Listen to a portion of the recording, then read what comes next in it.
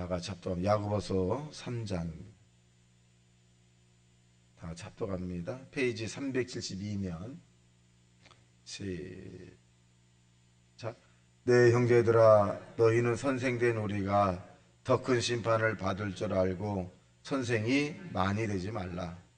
우리가 다 실수가 많으니 만일 말에 실수가 없는 자라면 곧 온전한 사람이라 능히 온몸도 굴레 씌우리라.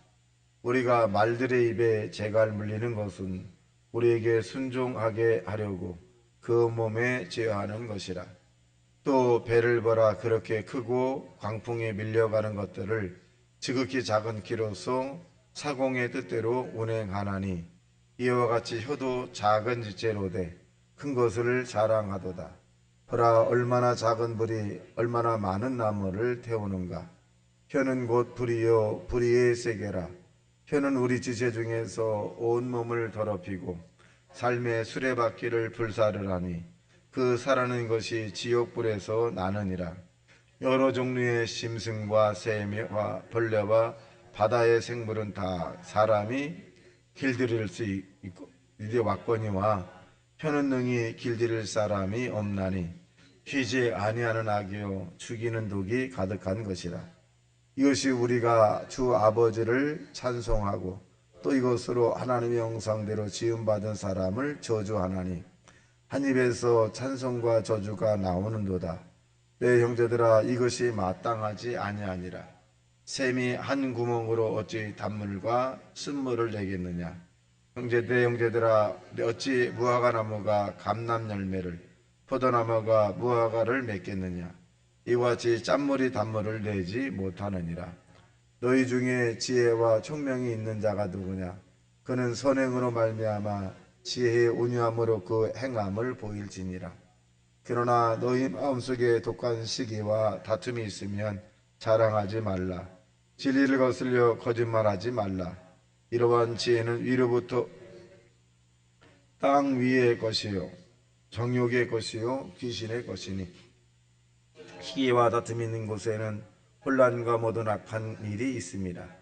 오직 위로부터 난 지혜는 첫째 청결하고 다음에 화평하고 관용하고 양손하며 긍휼과 선한 열매가 가득하고 편벽과 거짓이 없나니 화평하게 하는 자들은 화평으로 심어 의의 열매를 거두느니라. 아멘.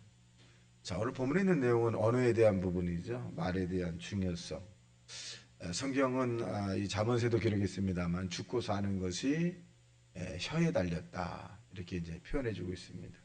근데 이 성경은 우리에게, 하나님께서 우리에게 언어적 표현을 적게 하라고 하는 것이 아닙니다. 언어적 표현을 할 수 있으면 많이 하되 긍정적이고 적극적이고 생산주 창조적인, 즉 사람을 살리는 그런 언어적 표현을 하라, 이렇게 말씀하고 계십니다. 1절 시작. 내 형제들아, 너희는 선생된 우리가 더 큰 심판을 받을 줄 알고 선생이 되지 말라. 가리키는 자잖아요. 선생이 가리키면서 행함까지 하면 굉장히 좋은데 선생이 말로써 끝나면 안 된다는 거죠. 다른 사람을 가르치긴 가르치는데 자기는 실천하지 않는다. 그러면 나중에 책망을 받게 되는 거죠. 그런데 좋은 선생은 뭐냐?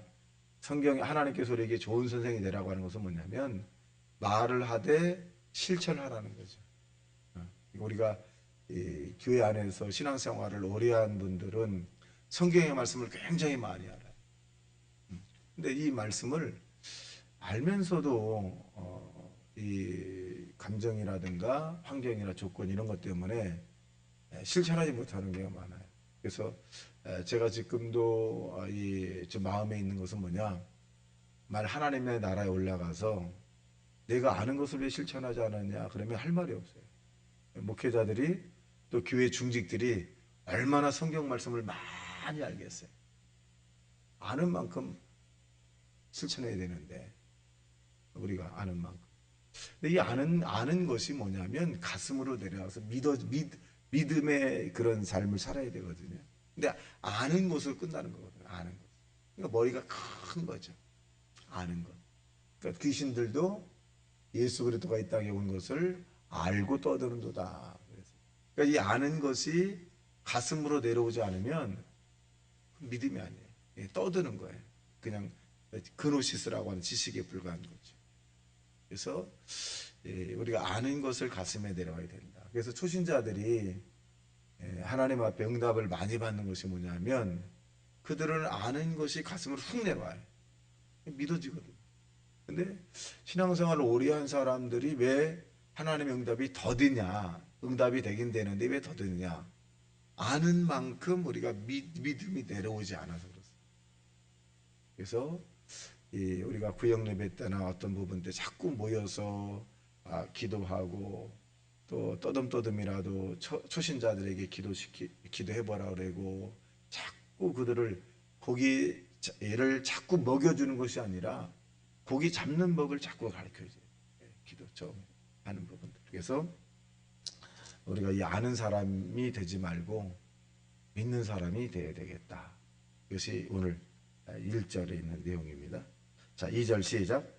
우리가 다 실수가 많으니 만일 말에 실수가 없는 자라면 곧 온전한 사람이라 능히 온몸도 굴려 씌우리라. 자, 실수가 하지 않으면 온전한 부족함이 없는 사람이 되는 거죠. 그런데 실수를 할 수 있습니다.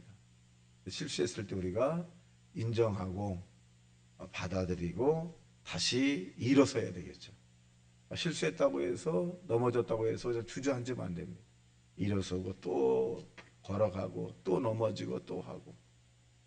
그래서 교회 일이라고 하는 것은 퍼펙트한 사람을 원하는 것은 아닙니다. 순종의 사람을 원하는 거죠. 하다가 실수해도 또 넘어져도 이렇게 세우고 또 넘어져도 또 일어나라 그러고. 그래서 좀 부족해도 괜찮아요. 넘어져도 괜찮고 좀 많이 문제가 생겨도 괜찮습니다. 순종하고 일으켜 세워서 또 가다 보면 과거에 9개를 실수했으면 이제 한 달 뒤에는 8개 실수하고 또 7개 실수하고 이렇게 해서 점점 세워져 나가는 거죠. 이런 부분들이 주님의 나라에 세워져 가는 것이다. 자, 3절 시작. 우리가 말들의 입에 재갈 물리는 것은 우리에게 순종하게 하려고 그 온몸을 제어하는 것이라.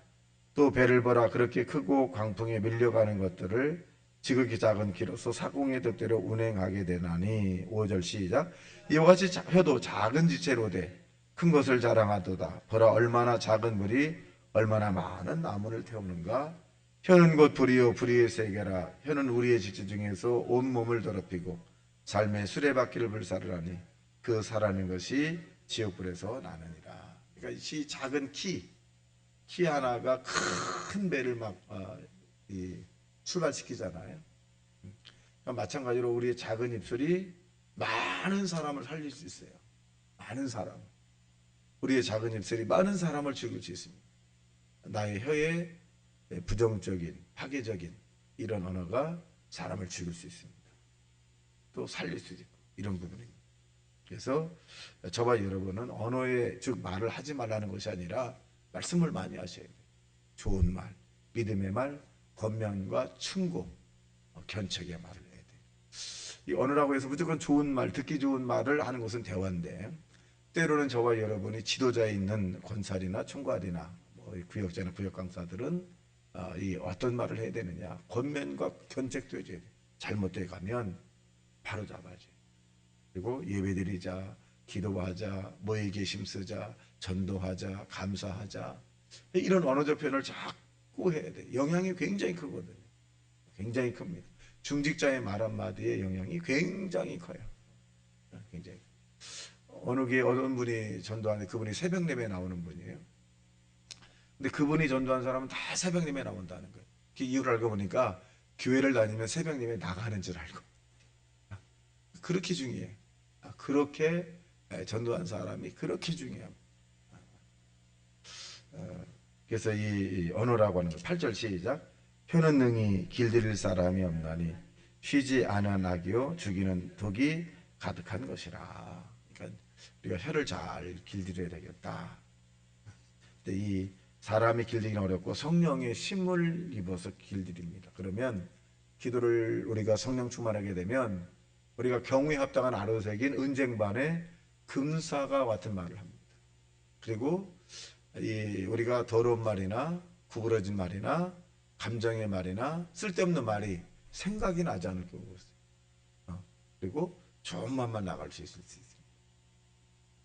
자, 왜 그러느냐? 9절 시작. 이것으로 우리가 주 하나님 아버지를 찬송하고 또 이것을 하나님의 형상대로 지음받은 사람을 저주하나니. 여기에 보면 저주라고 그랬어요. 저주는 안 되고 권면과 견책과 책망과 위로, 이것을 하셔야 돼요. 이것을 하셔야 돼요. 또 교회에서 그런 중직들이 얘기했을 경우는 받아들여야 되겠죠. 받아들이지 않으면 튕겨나가면 교만한 사람이거든요. 받아들여야 돼요. 너나 잘하세요 그러면 아주 교만한 사람이에요. 자, 그래서 위로부터 온 13절 시작. 너희 중에 지혜와 총명이 있는 자가 누구냐? 그는 선행으로 말미암아 지혜의 온유함으로 그 행함을 보일 자니라. 이 사람이 지혜로운 사람이. 선생은 선생인데 행함까지 하는 사람이 지혜로운 선생이고, 선생은 선생인데 말로 아는 것만 전달하는 것은 믿음의 사람이 아니라 그냥 지식적인 사람이기도 합니다.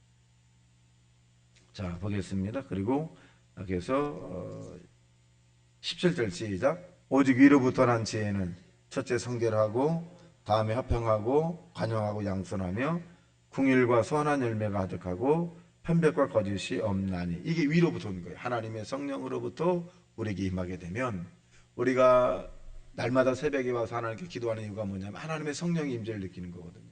그런데 우리가 편견을 가지려고 하질 않습니다. 성령이 임하게 되면 편견이 자꾸 사라져요. 우리 마음속에서. 또 하나님의 성령이 우리가 임하게 되면 거짓된 삶을 살려고 해도 거짓이 싫어요. 성결한 것이 우리에게 임하게 되고, 또 원수 맺으라고 해도 이 하나님의 성령이 임하게 되면 아이고 내가 손해보고 말지, 내가 용서하고 말지, 내가 사랑하고 말지, 이런 마음이 자꾸 드는 거예요. 이런 마음이. 그리고 하나님의 성령이 우리에게 되면 넓은 마음을 갖게 되죠. 넓은 마음을 갖게 됩니다. 그래서 저와 여러분이 위로부터 난 하나님의 성령을 오늘도 충만하게 받으시기를 예수님 이름으로 축원합니다. 다시 말씀 생각하며 통성으로 기도합니다. 주여, 주여, 주여.